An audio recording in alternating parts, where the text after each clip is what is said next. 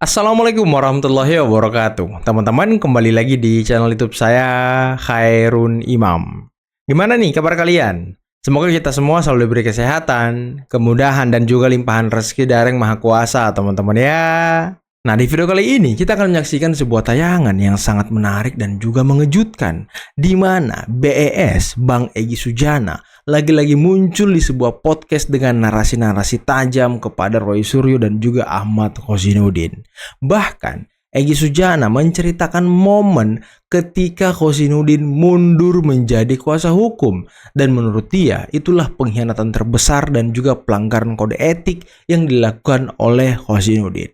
Dan lagi, Egy Sujana menghajar habis-habisan Roy Suryo dengan mengatakan bahwa Roy Suryo ini nggak pinter-pinter amat, bukan kelas dia, bukan level dia, Roy Suryo pembohong, Roy Suryo sulit dipercaya. Bahkan ya Egy Sujana mengatakan orang ini kutu kupret. Waduh. Keras sekali Egy Sujana ya. Selain itu teman-teman, kita juga akan menyaksikan sebuah tayangan di mana Rismon semakin hari semakin dikuliti oleh teman-teman YouTuber Nusantara dan juga YouTuber pendukung Pak Jokowi. Ya, kalau kemarin Bang Bill mengupas soal ijazah S2 S3, sekarang ada Irjan Mosato yang mengupas mengenai nama Rismon yang sekarang sudah mulai menghilang dari website Dikti. Dan ini mengherankan teman-teman. Tapi yang paling konyol, sepertinya Rismon sudah beberapa hari terakhir ini tidak pernah muncul di channel YouTube-nya sendiri.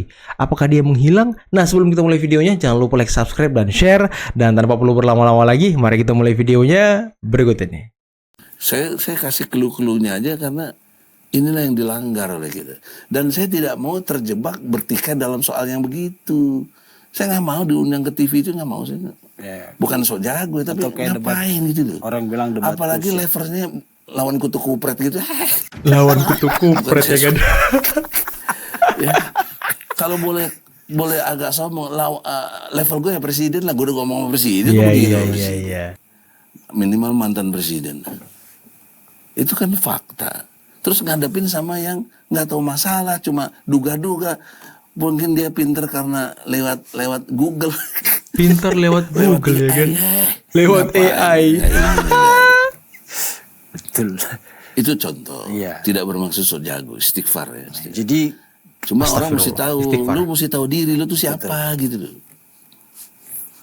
dan akhirnya itu kan yang membuat Roy kemudian bilang bahasa satirnya itu dua tuyul mengadat jin ibrit. Jin ibrit kan berarti Jokowi dong.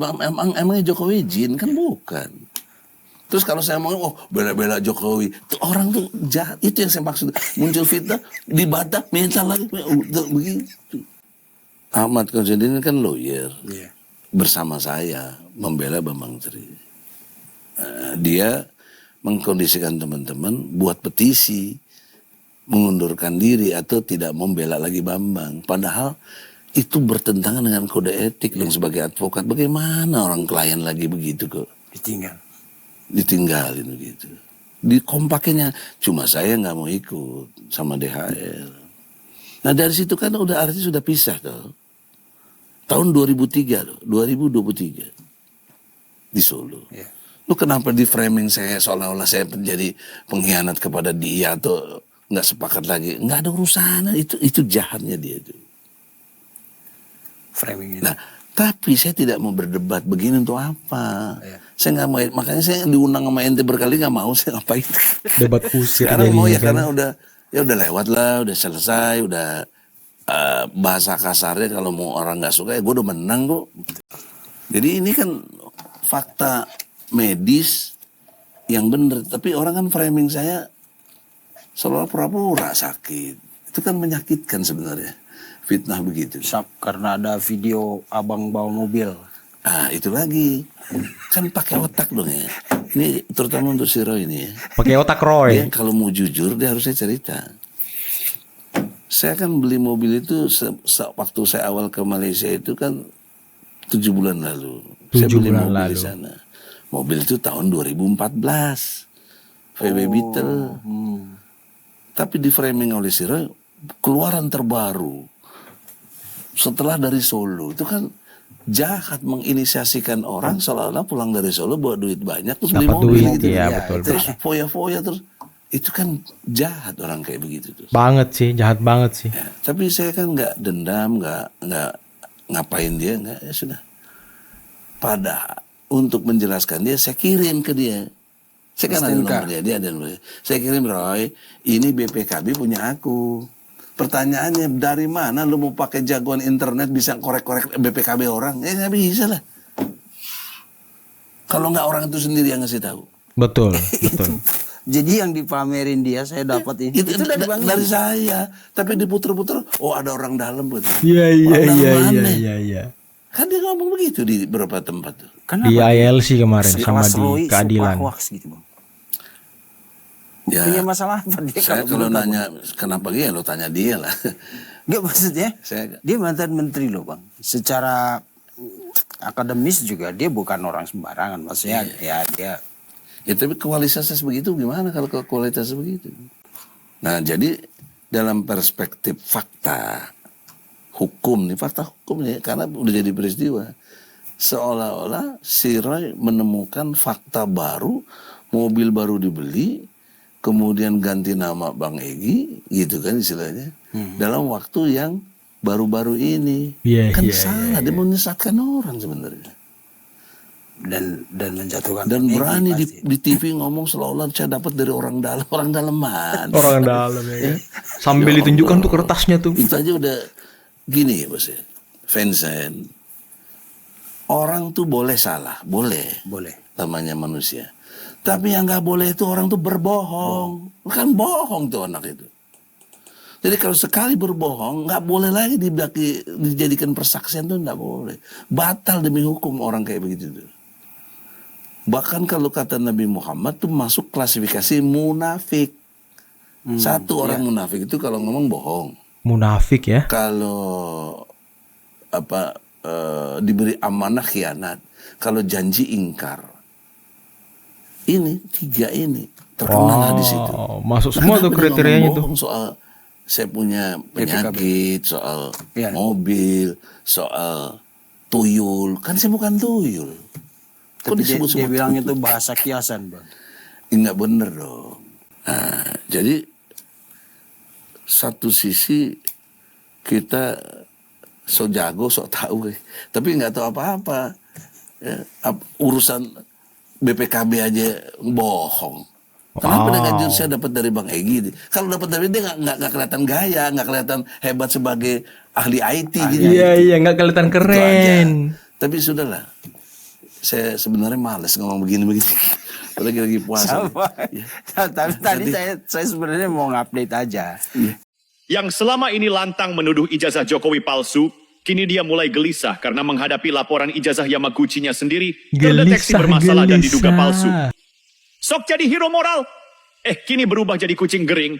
Sudah harusnya pasal-pasal seperti ini seharusnya dicabut ya dari muka hukum di muka bumi Indonesia ini ya. Nah, terkait dengan apa yang kami gugat bahwa terutama untuk para kaum akademisi, peneliti, aktivis dan penulis, seharusnya pasal ini tidak bisa lagi diterapkan kepada mereka yang menurut saya kaum pemikir ya, kaum pemikir. Lembut kali kau ngomongnya, Mon. Lembut kali, Mon. Biasanya garang gitu ya kan. Menuliskan atau menggugat orang hal-hal yang banyak orang sebenarnya tidak berani. Ya, banyak orang tidak berani. Jadi hanya segelintir ternyata di Indonesia ini kaum pemikir yang juga punya keberanian. Apa jawabanmu rakyat? Apa kalian cuma scrolling HP dan berharap perubahan Indonesia turun dari langit? Lihat kami nih, modal sendiri. Panas-panasan, keringat-keringatan nih, saya nggak tahu, udah basah selalu. Ijazah gimana ijazah? Dari Sumatera Utara. Ijazah Terus gimana? Scrolling, HP, mencibir, menyinyirin kami. Nyinyir, Tetapi ketika curhat. anakmu pengangguran, kalian mengeluh. Ketika anakmu, suamimu nggak punya pekerjaan, kalian mengeluh. Tetapi kami melakukan pekerjaan kami sebagai publik, rakyat, kalian cibir. Itu munafiknya kalian, bodohnya kalian. Negara ini maju kalau pemimpinnya punya rasionalitas yang tinggi pada saat membuat keputusan tentu. Bang Rismon, Ngeri kali kami juga momennya kan. melaporkan Anda soal tuduhan ijazah palsu S2 dan S3 Yamaguchi di Jepang yang dianggap tidak sah. Nah, jadi seperti kata Bang Andi tadi ini, kalau akhirnya saya ngelapor ini mau sampai kapan? Bagaimana Anda menanggapinya, Bang Rismon? Ya, itu Bang Andi Aswan untuk melaporkan sebagai seorang warga negara ya. Anda melaporkan Rismon Lembut Sianipar kali atas Momon, dugaan ah. pemalsuan ijazah S2 dan S3. Apa dasar dan bukti awal yang membuat Anda mengambil langkah hukum tersebut? Banyak sekali bukti untuk itu ya. Jadi saya tidak bisa Muka Roy memberikan informasi panik. seperti itu karena itu Muka nanti kan Roy sudah masuk di panik. barang bukti yang ditampilkan. Yang jelas bukti itu sangat kuat. Termasuk juga dari Universitas Yamaguchi. Jadi itu sangat kuat sekali untuk itu. Oke. Ya. Baik, jika ada pertanyaan kemudian ini ingin mengaburkan esensi Nah, ini pertanyaan kasus yang saya kemudian harus digeser. menjelaskan. Kalau tadi istilahnya geser Saya gawang. harus gitu. menjelaskan kepada publik. Inilah istilah kalau kita bilang dugaan ini. Maling teriak maling. Gitu. Maling teriak Ini maling. luar biasa ini. Kelakuan-kelakuan yang orang-orang yang memang menginginkan Pak Jokowi itu selalu pada posisi yang harus Salah Jokowi. salah. Nah, jadi pada waktu itu ya pers bertanya sikap beliau terkait adanya wacana Memperkuat KPK. untuk kembali memperkuat KPK dengan melakukan revisi lagi, kan begitu? Betul. Lah, beliau menyampaikan, ya saya setuju diperkuat. Apa masalahnya?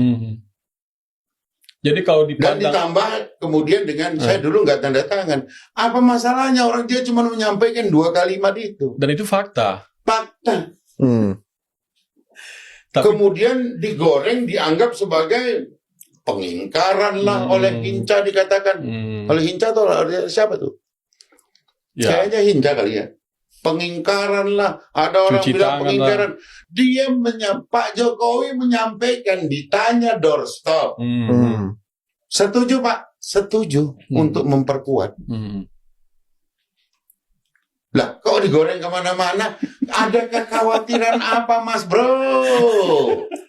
Sehingga harus menyebut Pak Pada Jokowi lah takut, ya kan? dibalik ini semua. Itu adalah, kalau menurut saya, gambaran dari ketakutan-ketakutan. Kalau istilah orang Medan itu ketanggor, Ketanggor. ketahuan.